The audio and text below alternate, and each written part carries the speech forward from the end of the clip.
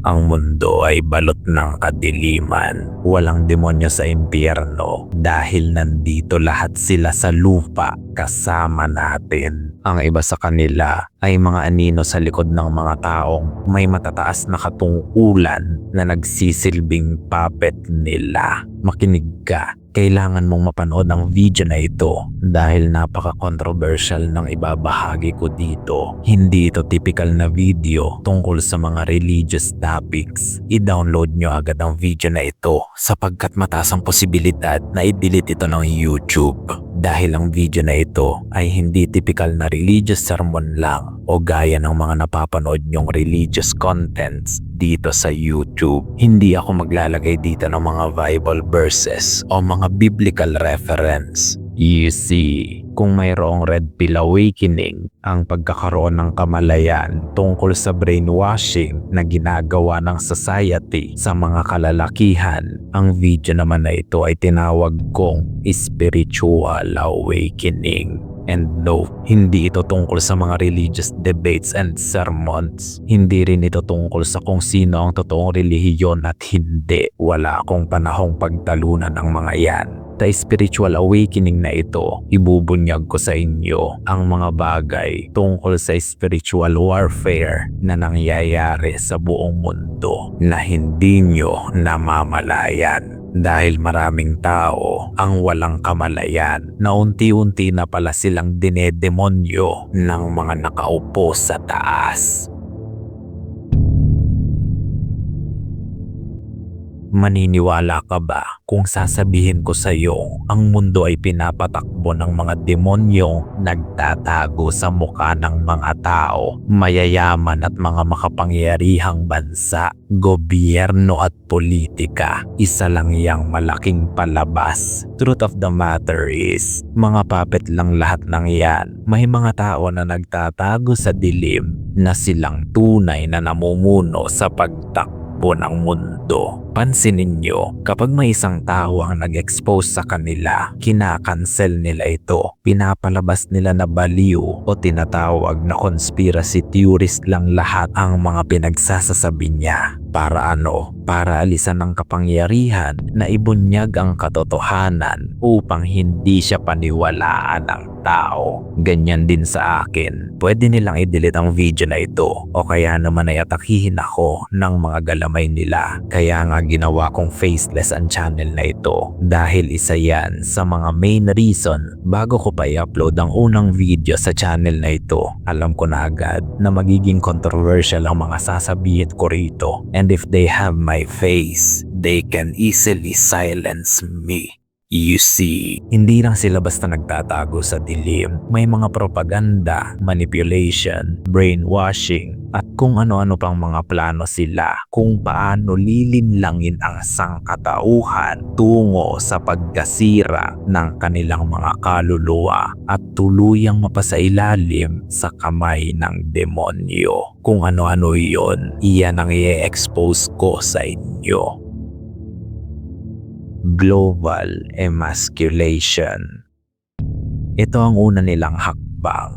Global emasculation. Ito ang reprogramming sa role ng isang lalaki. Ang malawakang pagpapahina sa isipan at katawan ng mga kalalakihan. Kailangan nilang i-downgrade ang mga lalaki, pahinain at palambutin nang sa gayoy madali na lang nilang makokontrol ang populasyon. Sa isang tahanan, ang unang inaatake ng demonyo ay ang ama dahil ito ang haligi ng tahanan. Kapag napabagsak nito ang ama, sira na agad ng buong pamilya. Tagumpay si Satanas. Kaya nga maraming kalalakihan ang mga may asawa at anak na at kasal pa ang nambababae at nangangabit pa rin, hindi ba? Dahil isa yan sa paraan ng demonyo para sirain ang marriage o pamilya. Ayaw ng demonyo sa unity o union ng babae at lalaki. Gusto niya ay pagkasira lang, kaya't aatakihin ng demonyo ang lalaki sa weakest point nito. ang kalibugan o tawag ng laman. Dahil sa libog, nasira ang buhay at pamilya. Sa global emasculation, ganito rin ang ginagawa ng mga demonyong nakaupo sa taas. Pinapahina nila ang mga lalaki, pinapalambot,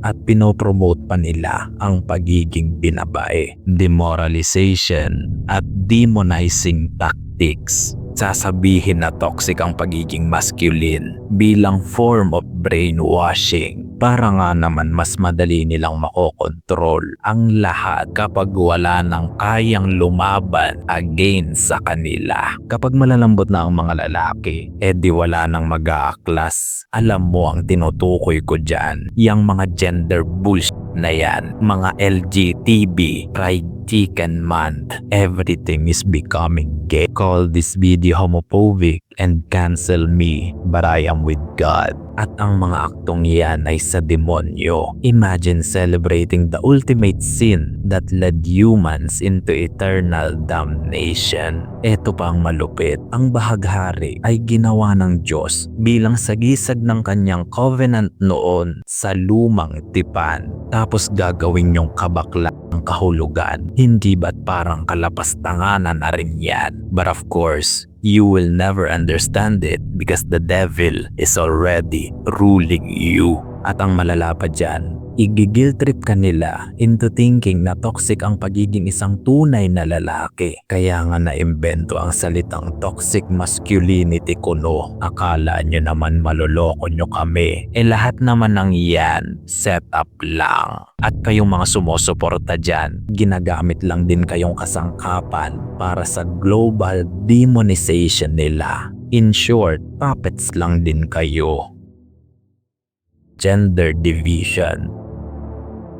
Ito na ang kasunod nilang hakbang matapos ang global emasculation, ang gender division. Matapos nilang pahinain ng mga kalalakihan, mas mapapagaan ang trabaho nila kapag ang mga babae at lalaki ay wala ng pagkakaisa, wala ng union, wala ng unity, at walang pag-ibig sa isa't isa. Kapag watak-watak at sira-sira na ang mga pamilya, matutuwa na ang demonyo. Pamilyar ba kayo sa slogan na ito? Ang kayang gawin ng lalaki ay kaya rin gawin ng mga babae. Yan ang core values ng mga feminist na may ubos sa utak, mga puppets. Depensa nila na bilang babae, hindi raw nila kailangan ng lalaki sa buhay nila. Ngunit ang hindi nila alam, dahil sa pride at kabobohan nila, ganyan na ganyan ang gusto ng demonyo na isipin mo. Natutuwa si Satanas kapag ganyan ang thinking mo. Natutuwa ang demonyo kapag feeling strong independent woman ka at hindi mo kailangan ng lalaki sa buhay mo. O bago ka mag-react, bakit ba muna natutuwa ang demonyo sa ganyang thinking? Syempre, kasi nga ayaw niya ng union o unity ng lalaki at babae. Ang gusto ng demonyo, magkawatak-watak, magkasira-sira, maglaban-laban, walang pagkakaisa, walang pag-iisang dibdib, walang kasalan, walang Diyos at walang pag-ibig.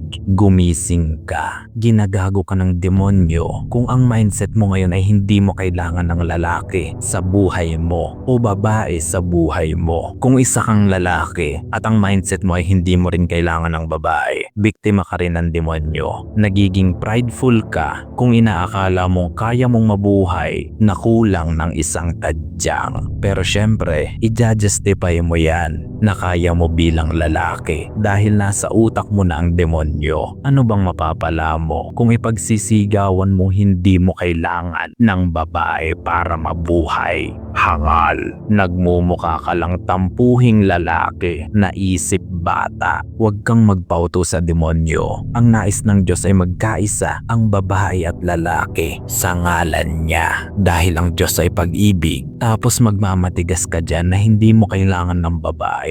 O diba? Na demonyo ka na rin ang hindi mo namamalayan. Kailan lang ba umusbong yung mga ganyang basurang mindset? Nito lang din naman, diba? Wala namang lalaki ang may ganyang pag-iisip noong unang panahon. Nakiuso ka lang din kasi naimpluwensyahan ka na ng demonyo.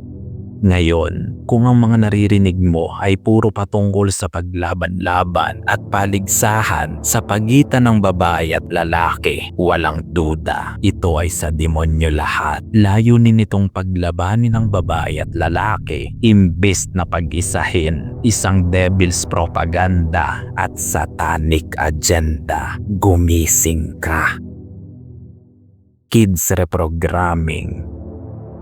Wala na ring ligtas ang mga kabataan ngayon sa mga hidden satanic agenda ng mundo. Mula sa mga children's book na may sa demonyo, mga kids toy na may nakatagong satanic symbols, at maging sa mga TV shows at musical videos. Tanging ang mga taong may mulat na kaluluwa lang ang makakapansin sa mga nakatagong demonic symbol, satanic rituals and enchants na kinukonsum ng mga inosenteng kaluluwa ngayon. Akala nyo ba aksidente lang lahat ng yan? Kalokohan. May mga nag-setup ng ganyang sistema, may mastermind yan, at may master plan sila. Hindi naligtas ang mga anak nyo sa satanic reprogramming na ito, lalo na kung sa murang edad pa lang, exposed na agad sila sa internet.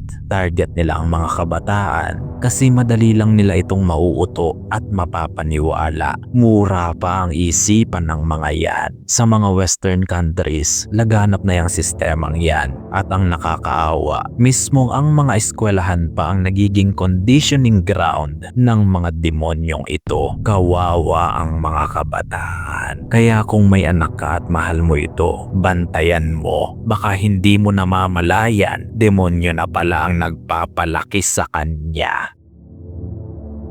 Influencers with satanic agenda.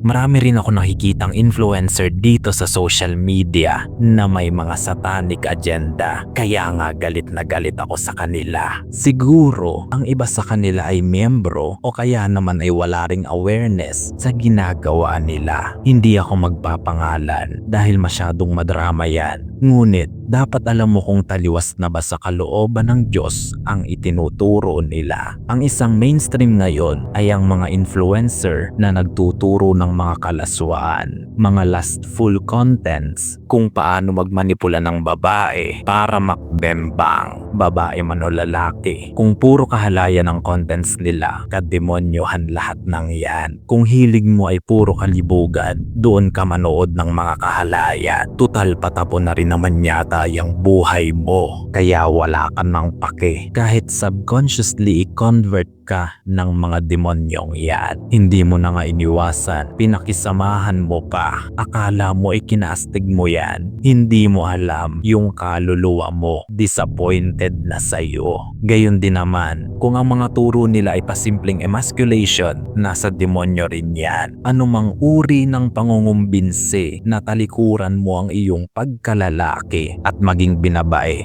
ay laging sa demonyo yan. Bakit? Dahil inilalayo ka nito sa iyong divine biological order bilang lalaki. At kung ang itinuturo naman ng isang influencer ay gender independency, na kung saan hindi mo na raw kailangan ng babae o lalaki sa buhay mo, demonyo rin yan. Dahil separation yan ng union ng babae at lalaki. Bagay na gustong gusto ng demonyo na mangyari. Baka nga nanggigigil na ngayon sa akin si Satanas dahil sa video na ito, tapos saniban kanya at atakihin ako sa comment section. Meron yan. May kampon ni Satanas ang mambabatikos dyan sa comment section at dedepensahan lahat ng inusig kong kademonyohan ng mundo. Gagawin ni Satanas lahat para i-down ang video o channel na ito dahil siya na mismo ang inaatake ko. But we are with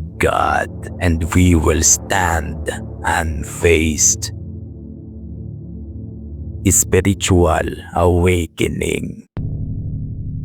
Napakarami ko pang gustong ibahagi at talakayin ng mas specific tungkol sa spiritual awakening na ito. Masyadong vague o general ng mga sinabi ko sa video na ito. Nais ko sanang mag-focus lang sa isang punto dahil ito'y malawak na usapin. Gayunpaman, Kapag nagkaroon ka ng kamalayan sa bagay na ito, lahat ng kademonyohan ng mundo makikita mo. Hindi mo kailangan maging relihiyoso. Kailangan mo lang magkaroon ng personal na relasyon sa Diyos. Yung kayong dalawa lang ang nakakaalam upang imulat ka niya sa mga bagay na ito. Ito ang nangyari sa akin mula nang makakilala ako sa Kanya. You see, hindi ako banal.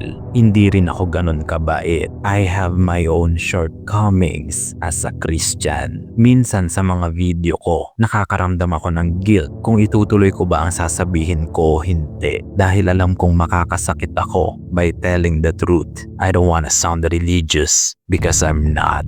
I am a sinner just like you. Iminulat lang ako ng Diyos sa mga kademonyohang nangyayari sa mundo. At yan yung gusto kong ibahagi sa iyo. Tandaan mo, kung hindi mo kilala ang kaaway, talo ka na agad sa gera. Gagamitin ka ng demonyo nang hindi mo namamalayan. Sa mga sinabi ko sa video na ito, tatawagin ako nila na conspiracy theories o kung ano pa man para pabulaanan at kontrolin ang katotohanan. Napaka-typical na devil's strategy yan. Gayun pa man, kung maraming magiging interesado sa topic na ito, baka talakayin ko ulit ito ng mas detalyado. Wala akong ibang layunin kundi ipaunawa lang sa iyo ang mga sinabi ko rito. Pwede kang maniwala o hindi. Gayun pa man, marami nga ang makakapakinig, ngunit iilan lang ang makakaunawa. Hanggang sa muli nating pagkikita.